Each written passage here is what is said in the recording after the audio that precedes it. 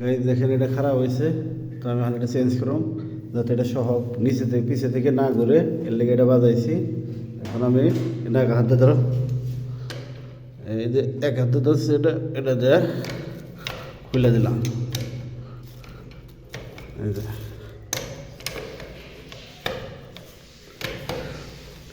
এটা খুলে দিতেছি, এটা আমি এখন লাগিয়ে দিলাম। সুন্দর বসিয়ে ইজি টাইট হবো, তখন কমপ্লিট।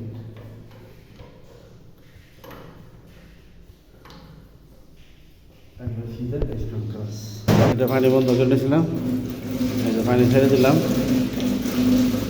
কোনো টেনশন নাই। এটা বন্ধ করলাম, এটা বন্ধ করলাম। এখন কমপ্লিট হয়ে গেছে।